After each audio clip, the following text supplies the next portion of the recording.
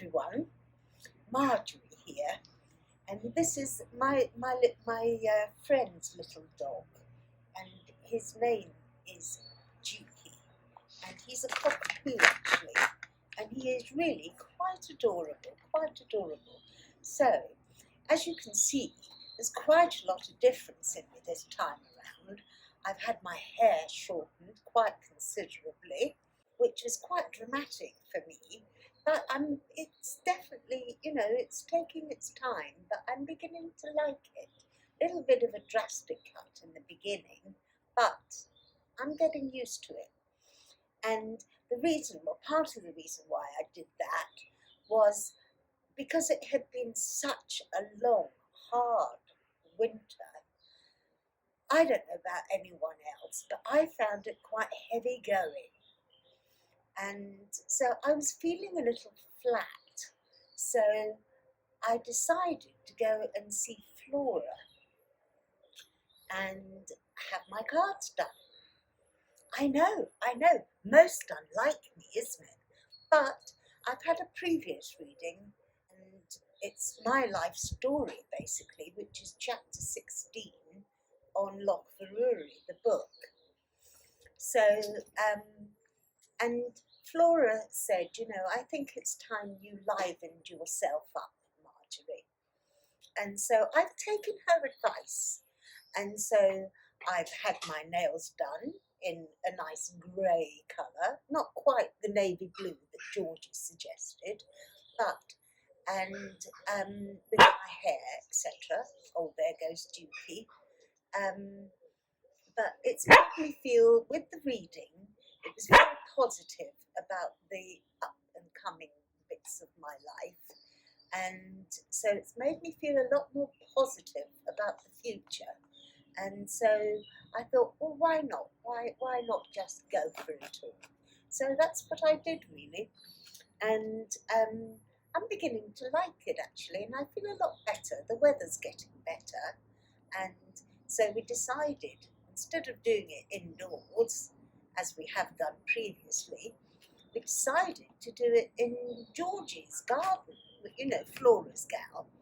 So that's why I'm in a different location, and I've got Juki, her friend's little dog, here as well, and Henry's at home with Percy. I've decided to keep one pug, as I told you before, and so I've managed to sell the remaining pups. They've all gone to very, very good homes.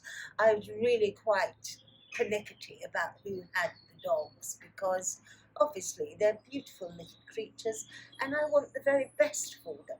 So I made sure, I went and did house calls and things like that, just to ensure that they would be adequately looked after. And so I was very pleased. They've all got to very good homes. And of course I've got Percy, one of his litter, and I'm going to keep him because he has got the most adorable nature, beautiful little boy. And of course he gets on very, very well with Henry. So let me tell you what's been going on in my life.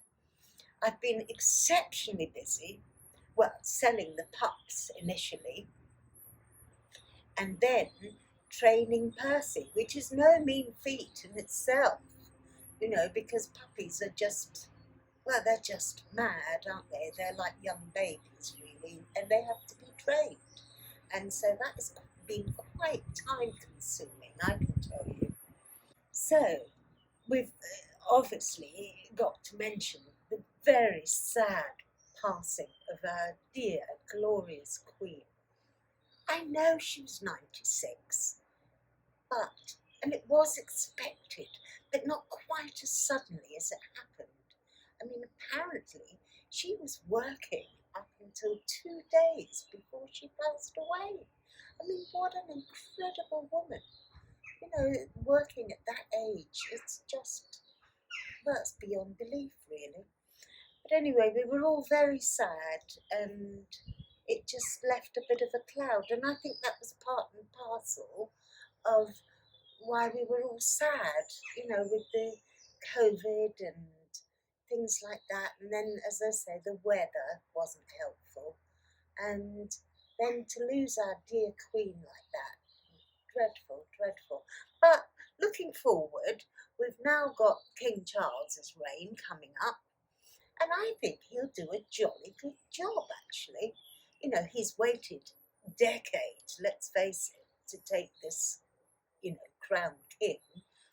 But let's hope it will be worth it. And I do wish him all the best, actually, because, he does care about nature and the environment and the planet. He's got a lot of good things that I'm sure he'll bring to his reign. And I think he'll make quite a lot of changes for the better. I mean, he wants to slim down the monarchy.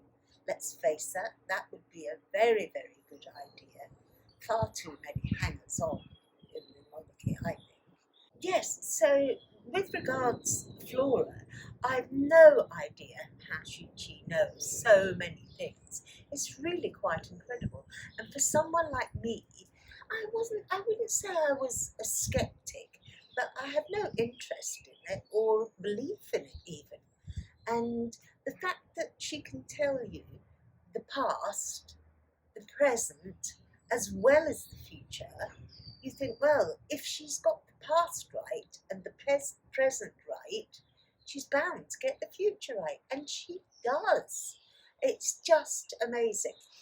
And so she charges £50 an hour, but that is excellent value because you're just aware of what's going to happen.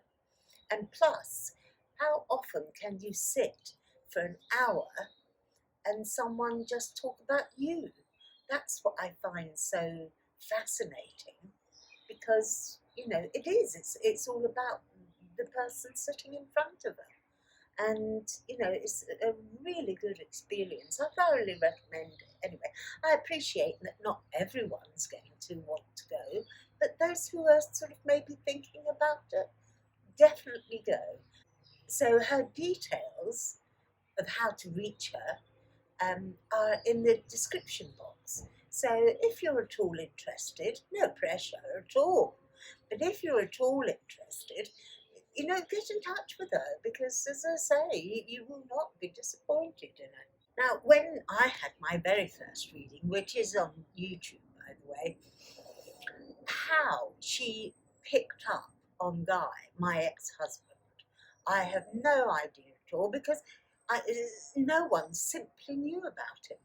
I hadn't told anyone in Lochverurie or whatever, but she picked it up straight away. And to say that he wasn't a very nice person is being mildly descriptive of him, really. But he just wasn't a very nice man, really. And she got his mannerisms and his likes and dislikes. It was really quite incredible. It was as if she'd met him. So you'll know, of course, that the people that have read I Did It My Way, my story is just that. I really did it my way. And there she mentions all about my past with Guy and how I came to Lochverurie. Really quite fascinating. And she wouldn't have known that at all.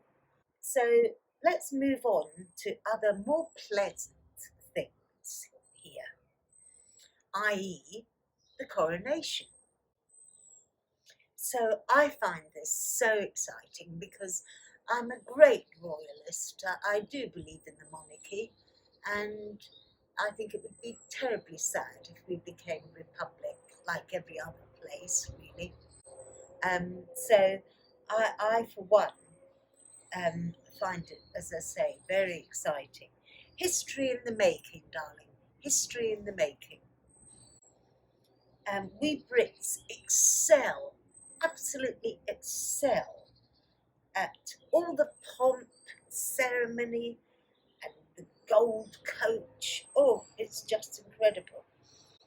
And I just love to see the royals all dressed up for the occasion.